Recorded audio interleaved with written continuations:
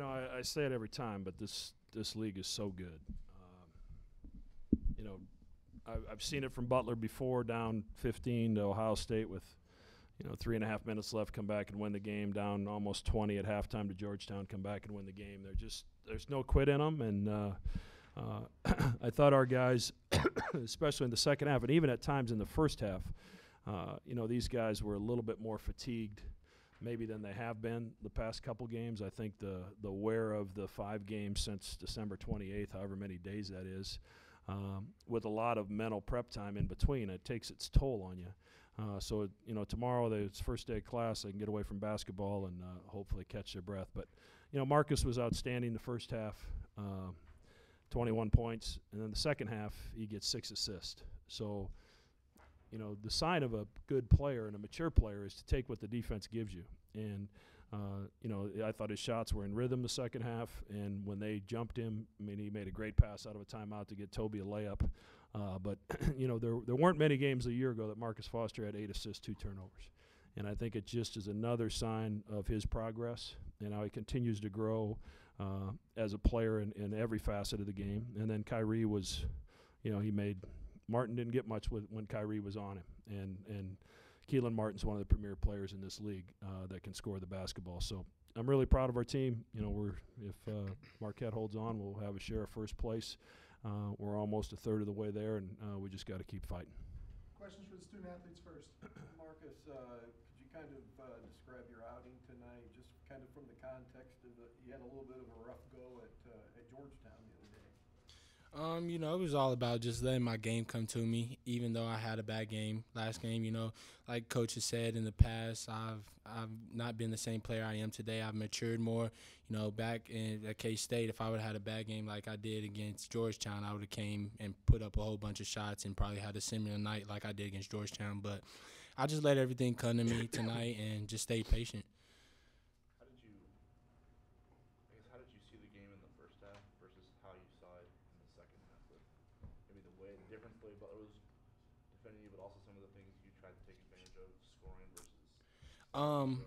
I noticed the first half they were kind of playing me a little close, and I was just kind of being mysterious with my moves, trying to stop and go and get ball in a little off balance so I can get my open looks. But I noticed on my ball screens that they were kind of pressuring me a little bit and really helping in, so I was throwing it back a little bit. But then I noticed in the second half that they were all spread it out trying to get to our shooters. That's why I had a couple of passes to Teeny off the pick and roll.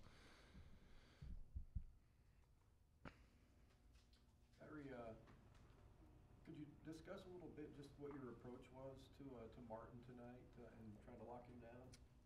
I have to say the same thing that I've been doing. Really just get into him and try to be more physical and just nag at the ball a lot and get him a little riled up and get him moving out of his comfort zone, which is playing at a fast pace. And I kind of try to slow him down and hopefully I made him turn him over a lot. Were you able to tell if he was getting frustrated as the first half went on? Yeah, the first half. Yeah, on the first half I could tell because he kept getting subbed in and subbed out. Then he came in, threw a couple bad passes, and then he got subbed out again. And then they really didn't put him in for a while. So I guess that was his little frustration right there. How was the view on the dunk? I don't know. Did you know you wanted to throw that down, or were you like floater range kind of? No, I really was just gonna do a layup, and then I just had the wide open lane, and I just dunked it. Kyrie, we've talked a lot with this team about finishing games and kind of ratcheting up your toughness level. Is that what happened down the stretch in this one, or what? Because you defensively they didn't. I mean, you guys kind of seemed like you stiffened a little bit at the right time. Yeah, exactly. I huddled the guys up that were on the court at the moment when they were going through their little run. I was like, it started with stop. We need 3 stops in a row, and which will kill time. And those 3 stops were big, and we'll have momentum off of that. It was I think it was maybe in the final minute and a half. Dagon blocks out Weidman, tips the ball away from him, and gets that back cut layup to put you guys up. I think 8 at the point. But I mean, it was on both ends of the floor, a big stretch that maybe kind of sealed the deal for you guys. Yeah, that was definitely big for us just because we kind of struggled a little bit getting stops together, and we talked in the huddle. That was our emphasis. You know, we got to get the stop and get the rebound first, and offense is going to take care of itself. But, you know, that's something Davion's been doing a lot for us lately, stepping up in big moments for us when we need him. Yeah, Marcus, Two more. how tough was that team to defend, especially in the second half of the way they were attacking the rim? And it seemed like they were moving the ball pretty well, too. Oh, yeah. Yeah, they're very hard to defend because not only do they move the ball very well, but they have very good isolation players. You know, Baldwin, he's a very good player. He can change his speed so fast, and he has that nice touch around the rim, and he can stop on a dime and pull up. So he's very hard to guard. And then with their offense and the coach and how they run everything, it's just so smooth, and, you know, they get good looks. What did you see in ball screen situations today where, you know, going downhill versus maybe going to the pull-up? In the ball screen, to me, I felt like it gave them a little frustration. At first, they were going real slow and just, like, taking their time, and that was allowing us to get back and, like, cover it the way we were supposed to. But when they got sped up with it, they were kind of, you know, out of control, turning over here and there. But that's what we try to get them to do. Thanks, gentlemen.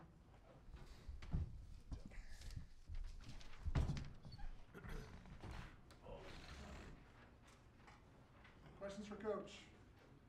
Mac, did Marcus talk the offseason about him, you know, expanding his game a little bit? We talked about it a lot last year. You know, I just always felt if you could eliminate the, you know, 4 bad shots you take a game, or, you know, some of them are bad because Marcus can make a step back. You know, he elevates so well, but I just felt if he could eliminate some of those and shoot the good ones, and the more you make the defense pay with the pass, the more they have to think twice about how they're guarding you. And he's really matured and grown up, and you know, on the floor, off the floor, he's a father now, and it's just totally changed his perspective. I couldn't be more proud of him. What did you drop for them when Butler first cut the lead to 10? You guys come out of the timeout, it looked like back cuts to the rim were maybe We you know, they put a little more pressure on us the second half, try to get into the ball a little bit more, and you know, we wanted some back cuts, and we ran a little play. We had ran some different options on it, and Marcus came off a pin down, dropped a nice pass to Toby for a layup. So, you know, our guys responded well out of timeouts with what we had to do. I think we scored 2 possessions in a row, I think, in each of the second half timeouts, which, you know, you have to be able to do when the other team's making a run. It takes a little wind out of their sails. But, you know, they had us back in our heels the second half. I don't know that they did much different. You know, Thompson was a little bit more aggressive. It's a hard lineup for us to play 2 bigs because they essentially have 4 guards out there with Keelan Martin. So our big has to guard somebody. You don't really want him to guard Martin or Baldwin or Jorgensen, so that's the only ones left is Thompson. So I thought he did a good job. We aren't the only ones that guarded him like we guarded him tonight, and I thought he did a better job of picking his spots and attacking tonight than I'd seen on film. What changed down the stretch defensively for you guys to get the stops when you needed them? You know, I just thought we dug in a little bit more. And like I said, I thought we were running out of gas.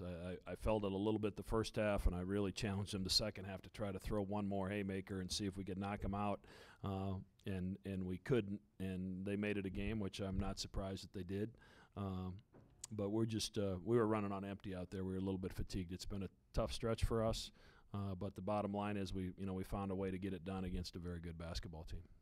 Yeah, I think sometimes mental toughness, right? I mean, that's what stands out sometimes in these games of being able to get a stop when you need to. I mean, You know, when these guys make plays. and you know, we didn't make shots as regularly the second half as we did the first. We didn't get easy ones in transition, and sometimes when you're tired, when the shots aren't going in, the first thing that goes is communication. And I thought our communication the first half was outstanding. We were the first to the floor on several occasions on loose balls, several of which ended up in baskets on the other end. So we did a lot of things really, really well.